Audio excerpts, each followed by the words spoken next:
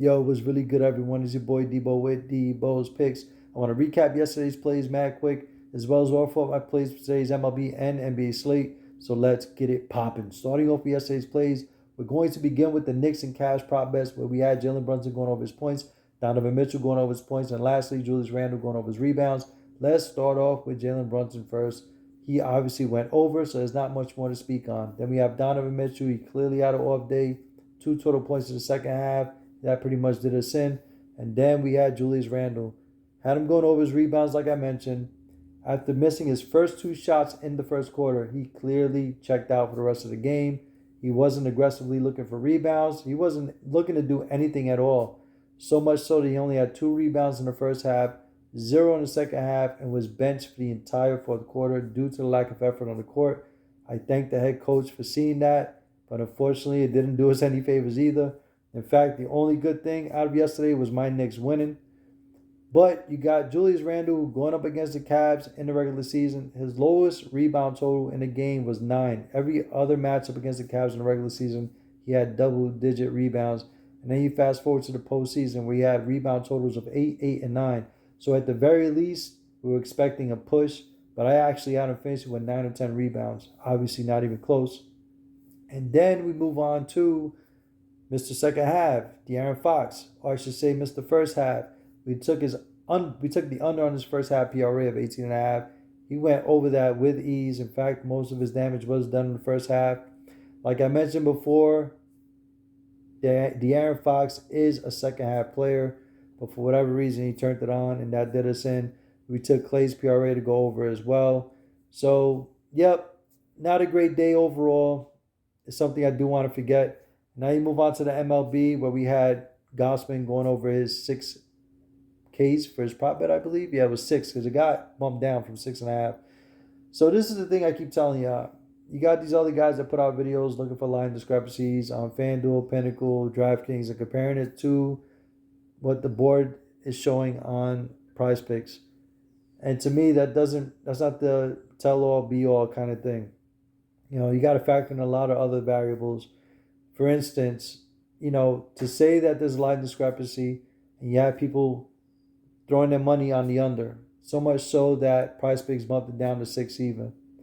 You're not taking into consideration, yes, it is raining. However, do you understand that when you mix water with the rosin,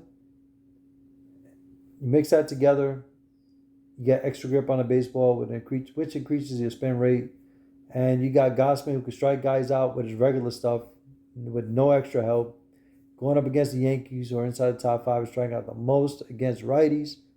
And what do you get? 11 Ks. So obviously taking the under was not the right move, even though those cats were telling you so. And quite honestly, Harvard can't give you all the answers. You know what I'm saying? You got to know your sports as well. That's why, for me, it's about numbers and it's about knowing the players and just knowing little nuances like wet baseball and rosin, mixing it together actually is a great thing for a pitcher.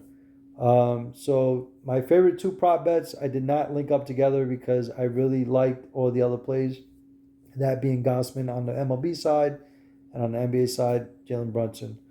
But I didn't do that, like I said. I felt like the other guys can show up as well, but that never came to be.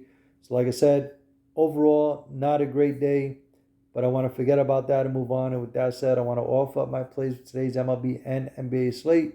Now, my 2 favorite plays overall are on the NBA side of it. Drew Holiday's rebounds and assists go over 12.5, and Caleb Martin going over his points to 9.5. Especially with Jimmy Butler now hampered with a back injury. I know he's going to play. He's a tough dude. But no Tyler Hero.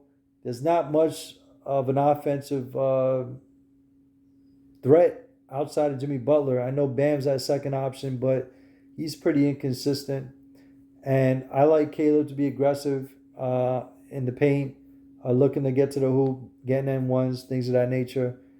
Simply because they don't have a lot of punching power. Noel Oladipo's out now too as well. I'm surprised his line's only at 9.5, to be honest, especially how he's been showing up on the previous 3 games against the Milwaukee Bucks. And on the baseball side, they're all pretty much even, with the exception of Cabrera. He's my least favorite play. The matchup is very good. That's why I had to throw him on there. Over 5.5 is something that's achievable for him. He faced the Braves last year, one, struck out seven. I know it's a little bit of a different lineup, not much of a change though. So I expect more or less for him to at least get six. But my problem with him is much like Nodolo, is the control.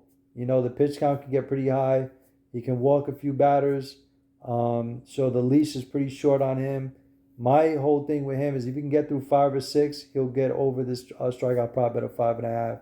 If not, it's going to be tough. He's going to have to get those strikeouts early, just like Lodolo, man.